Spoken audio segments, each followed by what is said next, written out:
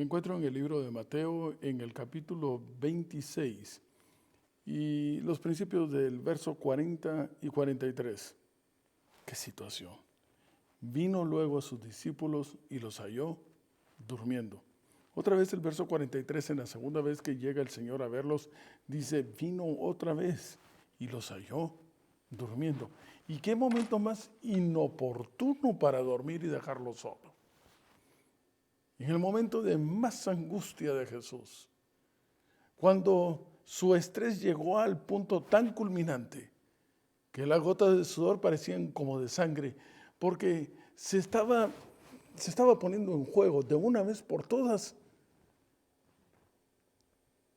el fin de la humanidad, su futuro, tu vida, la mía. Eso era lo que estaba en juego.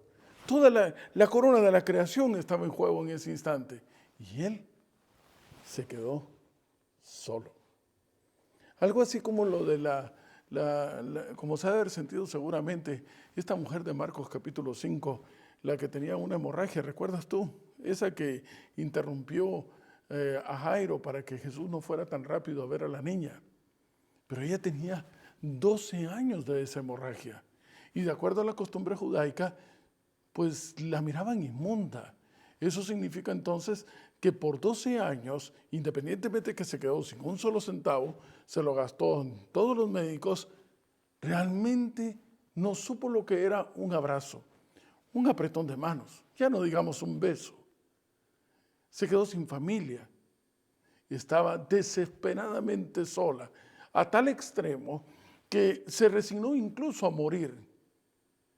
Porque cuando ella se acerca a Jesús, se acerca con la esperanza de poder morir, pero en paz, con Él, sola, terriblemente sola. No sabemos qué la estaba matando más, si la enfermedad misma o ese principio de soledad. Ese que quizás te está quejando a ti en este instante, pero no a tal extremo como el que aquejó a Jesús cuando pendiendo de la cruz, en su último eslabón que lo unía con alguien, clama al Padre y le dice, ¿por qué me has desamparado? Ese extremo de soledad, a ese extremo, no hemos llegado nosotros. Y ojalá nunca sea así. Para aquellos que tenemos una esperanza de salvación y de volver a ser imagen y semejanza del Creador, ese extremo no lo experimentaremos. Qué terrible ha de ser no tener a quién acudir. Un consuelo a donde poder desahogar todas nuestras necesidades.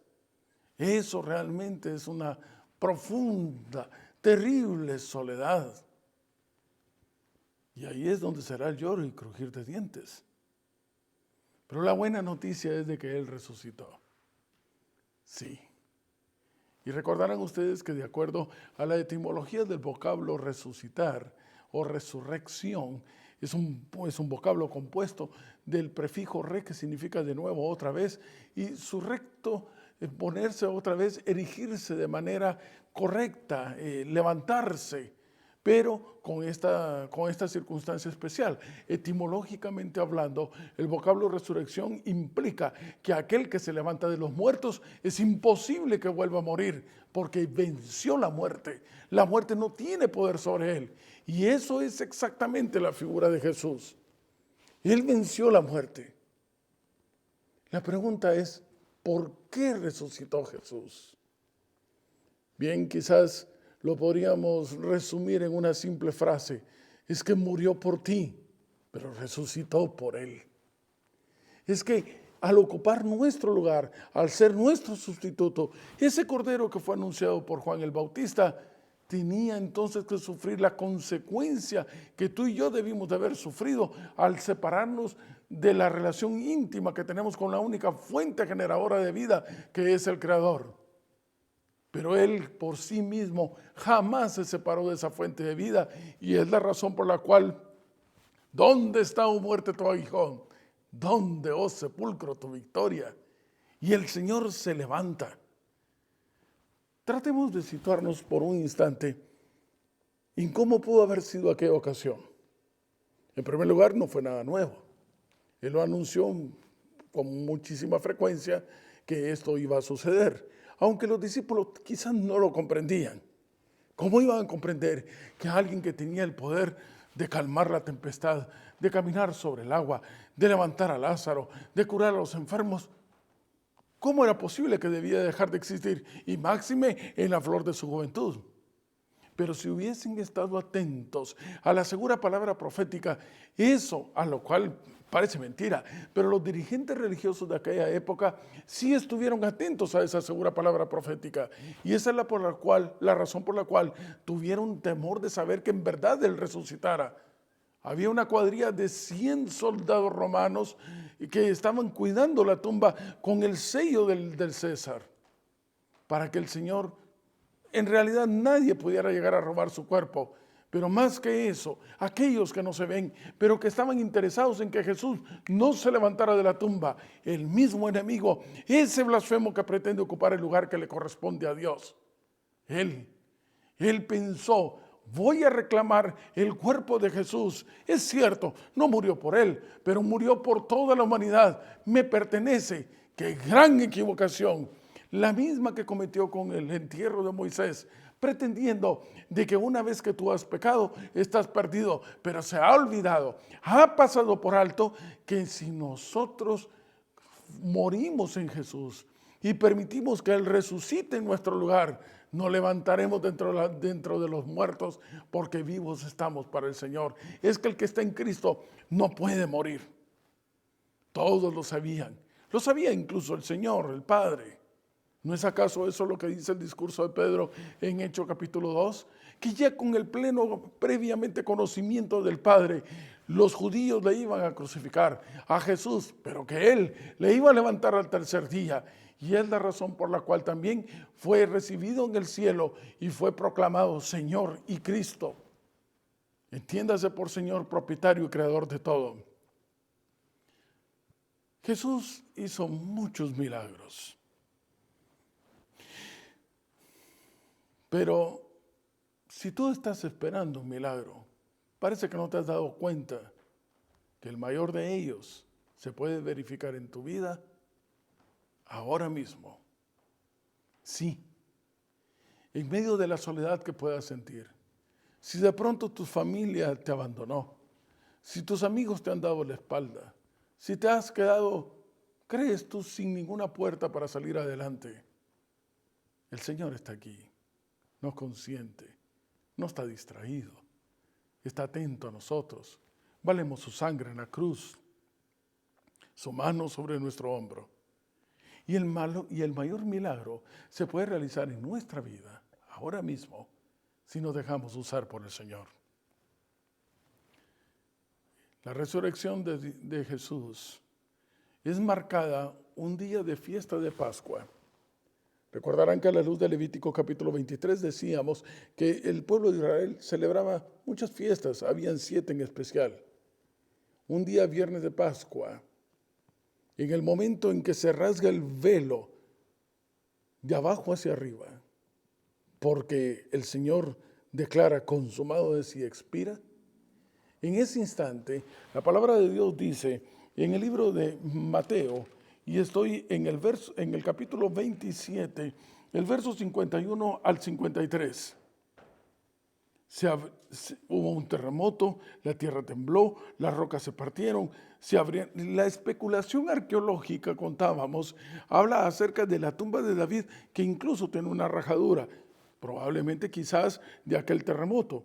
Y el verso 52 dice: y se abrieron los sepulcros, muchos cuerpos de santos que habían dormido se levantaron y salieron de los sepulcros, pero un momento, se quedaron marcados, pero no salieron de los sepulcros en ese momento, sino después de la resurrección de él, dice el verso 53. Sucede que en la fiesta de Pascua, el día viernes, al día siguiente se celebraba la fiesta de panes sin levaduras, y el día 16 de Nisan se celebraba la fiesta de las primicias. Entonces el sacerdote marcaba los campos en la fiesta de Pascua, esos que iban a ser cosechados como primicias para el Señor. Fue marcado el campo de la cosecha de las primicias de aquellos que anunciaban, a aquellos que serán levantados de entre los muertos, cuando a la final trompeta el Señor venga y los busque con voz de arcángel. Marcados un día viernes, resucitados un día domingo, para poder ser testigos, para anunciar a otros que la muerte ha sido vencida, que en verdad ahora sí tenemos opción de salvación, porque Jesús se ha levantado, porque la piedra no pudo contenerle, porque el sello del ser humano no pudo contenerle, porque no hay ejército alguno que pueda contener el poder del Señor. Bendito y alabado sea el nombre de Dios. No solamente los testigos fueron los romanos, sino que me atrevería a decir que sin duda alguna, todos aquellos que vieron levantarse a Jesús, que vieron que la piedra se movió, con qué ligereza, y que salió vestido en gloria el Salvador, nuestro Redentor, tuvieron que haber sido transformados. Porque es inevitable que cuando tú te encuentras con el Señor, algo tiene que suceder de entre nosotros. O es para vida eterna o es para muerte eterna, pero tú sales cambiado.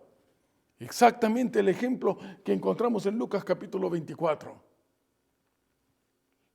Pareciera que todavía no habían comprendido muy bien lo que la segura palabra profética dice en Mateo capítulo 1, en segunda de Pedro, perdón, capítulo 1, verso 19. Si estamos atentos a la segura palabra profética, podremos entonces tener luz y lámpara a nuestros pies para poder discernir los acontecimientos. Pero los apóstoles como que no estaban muy empapados, o quizás les había cegado su visión de otro tipo de reino que venía a instaurar el Señor. Dos de ellos, camino a Emaús, desconsolados. Estamos hablando de un lugar que estaba aproximadamente como unos 50 kilómetros de Jerusalén. Todos los demás estaban escondidos en una casa. Y aquellos dos que fueron caminando iban hablando entre sí la miseria y el infortunio que estaban sufriendo porque su maestro ya no estaba más. Y no se dieron cuenta que un tercer individuo se les pegó en el camino. Y comenzó a hablar acerca de las Escrituras y comenzó a hablar de que era un cumplimiento de la profecía, que él tenía que morir. Cuando finalmente se abren sus ojos y se dan cuenta de que han estado ante la presencia del resucitado. Me arroba el corazón, me llama la atención profundamente el cambio mental que hubo en aquellos dos discípulos.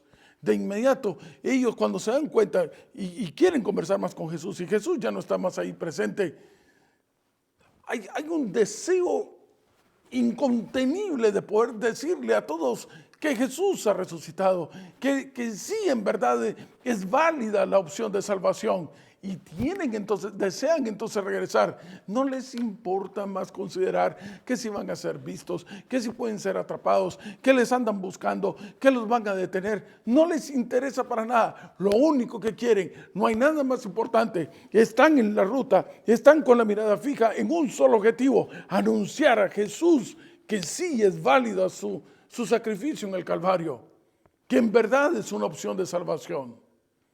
¿Qué cosa? Eso es exactamente la transformación. Cuando tú te encuentras con Jesús, cuando le dejas entrar, cuando te dejas usar, cuando te inunda su espíritu. Estos llegaron deprimidos, llegaron tristes, llegaron pensando que no había esperanza para salir adelante y regresaron con valor, con el poder del Espíritu de Dios, sabiendo que si Él con ellos, ¿quién contra ellos? No tenían palabras para poder detener un mensaje tan extraordinario. Jesús ha resucitado. Y esta experiencia es la que podemos encontrar registrada en el libro de Colosenses capítulo 3.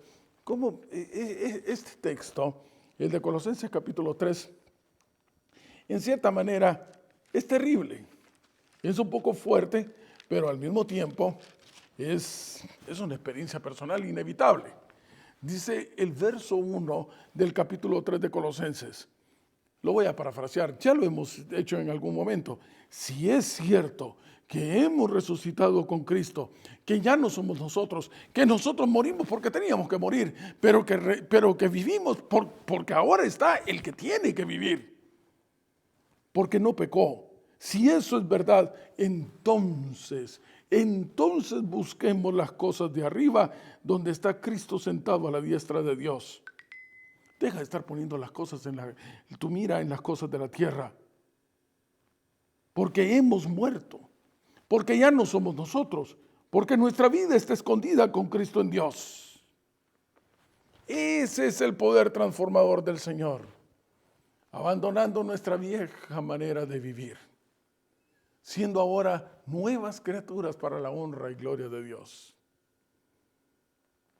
En medio de esta soledad, tú puedes estar acompañado no de solamente una persona, sino que al igual que Elías, si se abrieran nuestros ojos, le dijeron a Eliseo, si se abrieran nuestros ojos, si tú pudieras ver que son más los que están de nuestro lado que los que están en contra. El universo entero está conspirando a nuestro favor, porque somos ahora la niña de sus ojos. Aquellos que se nos tiene contado hasta el último los cabellos, porque nos lleva grabado en las palmas de sus manos. Que no tengo palabras para poder describir cuán mimado me siento de ser tan amado por el Hijo de Dios, por el Creador mismo. Siéntete amado y gózalo desde ya, disfrútalo. Porque es tan solo el inicio en esta ruta que nos lleva de vuelta al hogar y en donde podremos contemplar a Jesús y hablar con Él la experiencia de cómo fuimos redimidos, sacados del pecado para la eternidad.